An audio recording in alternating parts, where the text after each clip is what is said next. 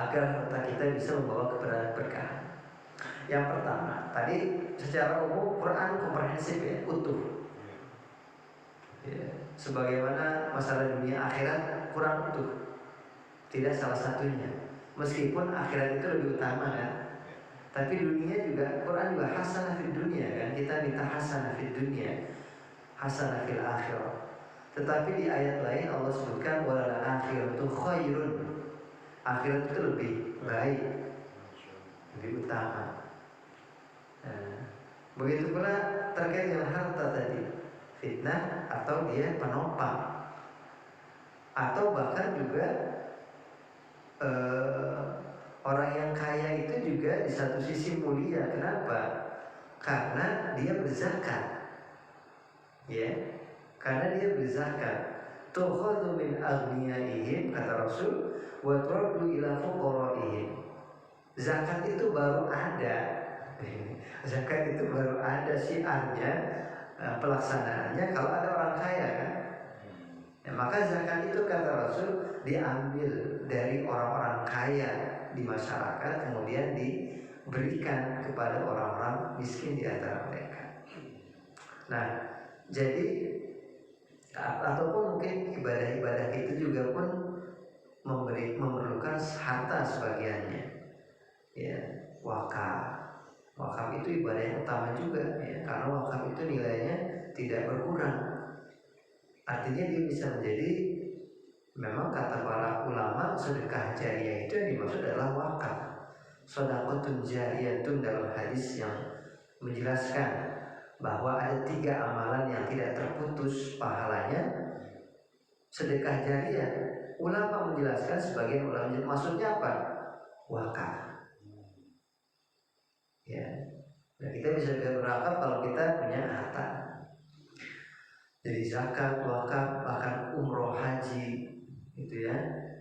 Nah, itu kan juga karena harta. Kita menafkahkan anak kita, ya, pendidikan anak-anak kita, menafkahkan istri kita, gitu ya. Itu kan juga dengan harta. Ulama yang dalam sebuah periwayatan itu dia punya kuda yang bagus, punya kuda bagus kudanya.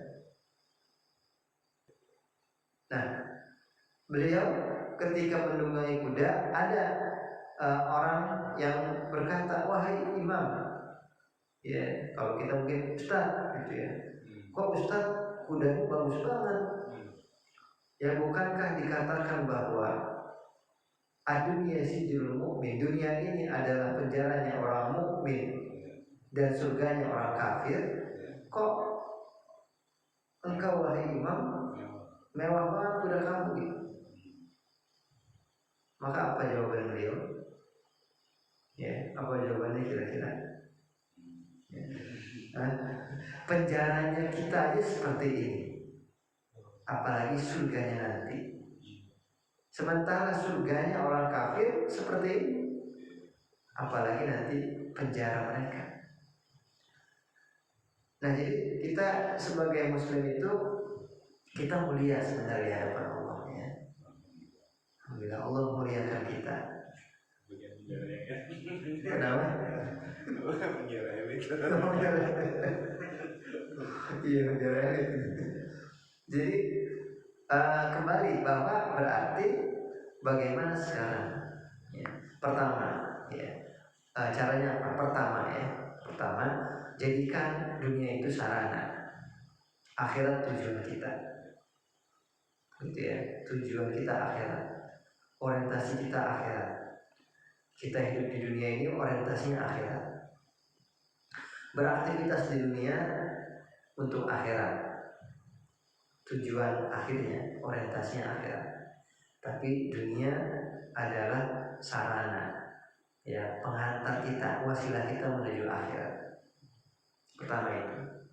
Kalaupun Allah takdirkan kita kaya raya, tetapi kita menjadikan kekayaan kita itu hanya sarana, hanya wasilah untuk akhirat, ya, karena bagi kita akhirat itu luar biasa dibandingkan dunia, maka kita akan harta kita itu yang kaya raya itu yang banyak itu kecil. maka kita mungkin akan rela ya menginfakkan, menyedekahkan, menzakatkan, ya, bahkan memberi. Kenapa? Ya kan itu sarana aja, itu wasilah. Tujuan kita akhirat. Ya, kita tidak akan mengorbankan akhirat kita untuk harta kita. Kenapa? Karena kita yakin justru tujuan kita akhirat. Ya, perihal bahwa kita punya harta di dunia atau hartawan atau tidak hartawan kita itu masalah berikutnya. Yang penting akhirat saya selamat dulu nih. Ya. Perihal saya kaya raya, alhamdulillah berarti saya punya peluang besar untuk menabung untuk akhirat saya dengan harta yang saya miliki.